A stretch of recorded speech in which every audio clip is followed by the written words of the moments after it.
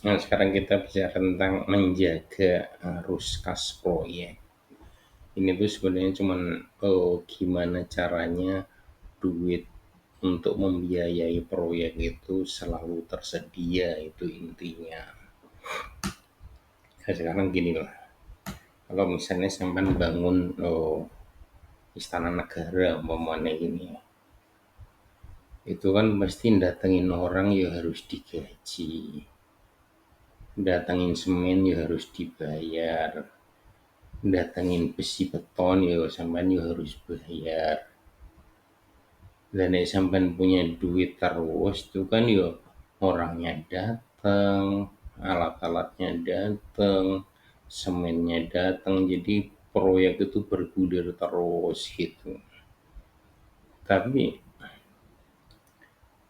sebaliknya kalau duit sampean habis, misalnya sampean nggak punya duit, mungkin bulan pertama sampean masih bisa mendatangkan semen pokoknya. Tapi nek sebulan nggak sampean bayar, bulan berikutnya yang jualan semen nggak mau ngirim, ya. Yang jual besi juga begitu, yang lain-lain juga begitu. Akhirnya apa?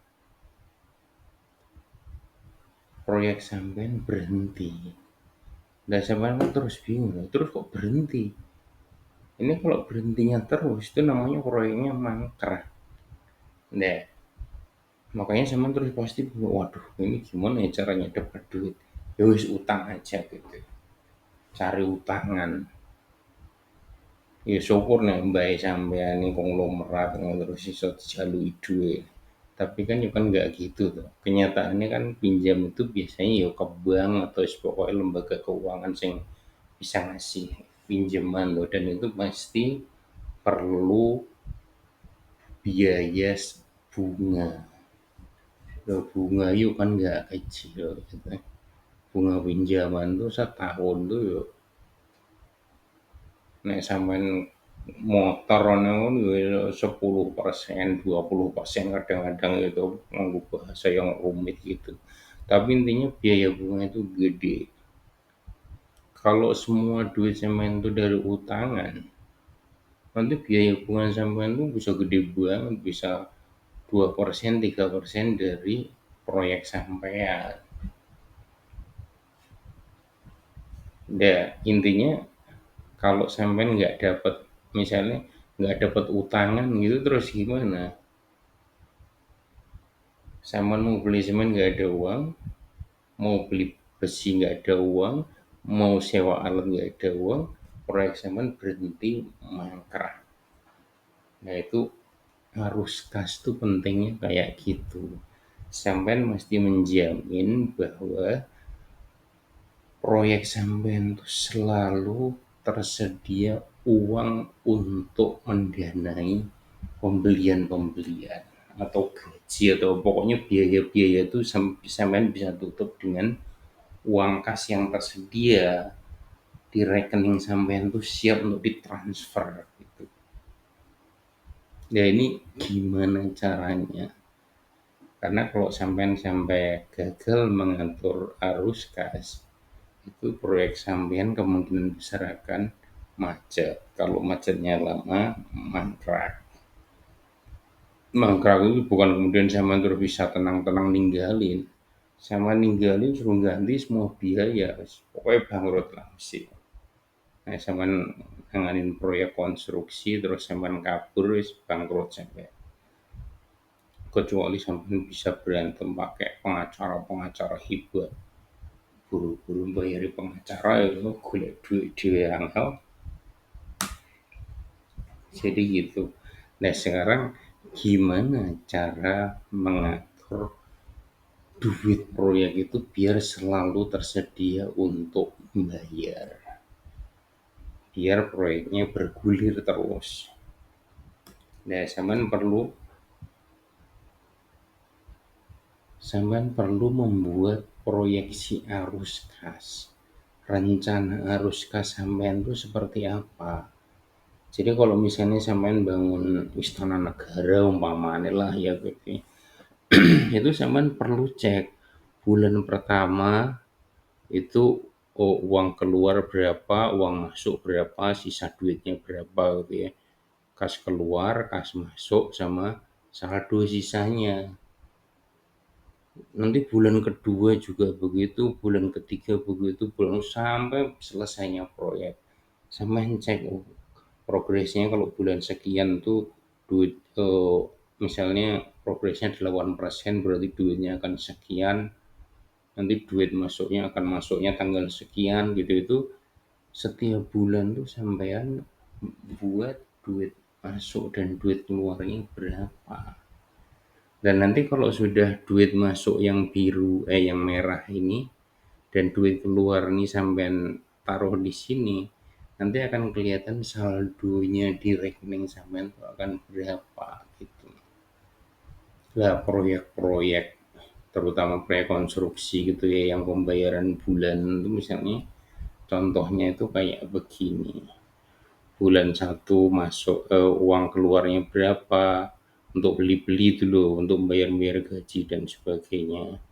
Bulan kedua berapa, bulan ketiga berapa, ini sampean masukkan semua gitu. Nanti juga yang merah-merah ini uang masuknya berapa dari tagihan gitu. Ini tagihan tuh masuk di bulan 2 karena bulan satu tuh biasanya sampean belum bisa dapat bayaran karena belum ada progresnya. Nanti bulan kedua itu baru ada progres yang bisa dibayar. Jadi sampean harus plotkan ini sehingga sampean akan tahu, waduh, duit saya itu ternyata minus di bulan satu, bulan 2, bulan 3, bulan 4, bulan 5, sampai ke bulan 9. Bulan 10 baru mulai positif, positif. Nah, berarti apa kalau yang, rekeningnya minus itu, saldonya minus tuh gimana? Artinya sampean harus nombok kalau sampean punya uang atau sampean bisa minta uang sama mbae sampean gitu ya. Nomboknya segitu. Lah kalau nggak punya ya sampean utang. Sampean utang ke bank atau ke lembaga keuangan yang lain. Nah ini misalnya kayak gini, minusnya sampai berapa ini saldonya? Sampai minus, 50 M misalnya, 50 miliar. Iso nggak sampean cari utangan sampai 550 miliar? Umpamanya lo ya sampean perusahaan sampean cukup gede gitu ya, proyeknya 500 miliar misalnya, gawe gedung apa di IKN apa istana negara, nah istana negara lebih gede lagi 1,5 M. Nah jadi misalnya ini yang 500 M aja, itu nanti sampean utangnya sampean tuh numpuk akan mencapai 50 M lebih sedikit. Sampean bisa nggak cari utangan segede itu dalam masa proyek sampean berjalan? Nek sampean nggak bisa nyari utangan, nggak punya duit, duit juga nggak punya, nyari utangan nggak punya, itu sudah bisa dipastikan proyek sampean itu akan mangkrak dan sampean akan diburu sama pemilik proyeknya. Sampean akan didenda sana sini. Ini penting, super super super penting. Kalau sampean bikin proyek, terutama proyek yang besar, itu sampean harus memproyeksikan uang masuk dan uang keluarnya. Nah ini sampai minusnya 50 M ya kan. Nah sekarang gimana caranya? Ya kalau nggak pengen minus ya yang kas masuknya digedein, kas keluarnya dimundur-mundurin ya kan. Sampean kenal nggak sama misalnya, oh, toko semen misalnya, atau yang jualan semen, apa itu namanya, jualan semen ready mix gitu, mau nggak dibayarnya 2 bulan atau 3 bulan lagi gitu. Nah sampean kenal baik, sampean dipercaya, ya mungkin bisa jadi pengeluarannya sampean mundurin biar nggak perlu utang. Tapi kalau sama-sama masih belum percaya gitu ya, Itu kan pembayaran biasanya maunya maksimal tuh 1 bulan atau 1,5 bulan. Nah itu sampean cek semua pengeluaran tuh akan di bulan 1 berapa, bulan 2 berapa tuh harus selalu sampean proyeksikan dulu. Sehingga nanti akan ketahuan bahwa sampean tuh akan ngutang atau minus. Oh, harus kas sampean tuh minus dan harus utang itu berapa di bulan apa. Sehingga ini menjamin biar proyek sampean itu selalu tersedia uang untuk mendanai progresnya. Jadi pengeluarannya bisa diatur kapan makin ke belakang makin bagus, makin lama pembayarannya makin bagus. Nah, kalau yang masuknya ya secepat-cepatnya itu jurus pertama.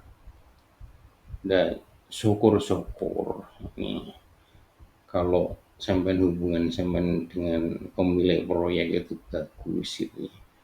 Itu minta yang namanya uang muka. Jadi yang di sini tadi bulan pertama nggak ada uang masuk yang sebelah kiri ini. Dan di sebelah kanan ini pakai uang muka 10% yang merah ini. Tahu-tahu masuk 50 miliar umpamanya 10%. Itu wajar loh, 50 miliar itu biasa 10%. Kalau dari proyek 500 M gitu ya, itu 10%. Kalau begitu nanti sampai masukin lagi eh, progres tadi itu yang biayanya berapa per bulan ini, bulan 1, bulan 2 gitu ya. Terus nanti bayaran sampean masuknya bulan kedua, bulan ketiga itu sampean masukkan semua. Nanti akan ketahuan kayak gini misalnya. Ini minusnya di bulan 4 tapi kecil gitu ya. Jadi kalau harus nyari utangan tuh misalnya utang 3 miliar atau utang 2 miliar. Banyak perusahaan gede biasa aja nyari 2 miliar mungkin gampang, kayak duit sendiri aja bahkan bisa nombok 2 miliar duluan gitu. Atau kalau utang ke bank juga gampang gitu. Itu karena bisa nego uang muka yang dibayar di depan tadi itu. Jadi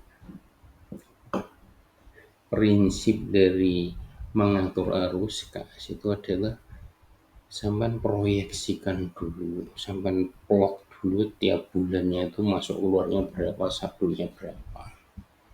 Dan nanti kalau misalnya terlalu bisa nggak pembayaran keluar itu misalnya pembelian itu duitnya dimundurin aja mbak, sembayar semen bayarnya 1,5 bulan 2 bulan itu, mau nggak penjual semennya misalnya, penjual besinya juga begitu dibayar mau nggak 2 bulan atau 3 bulan.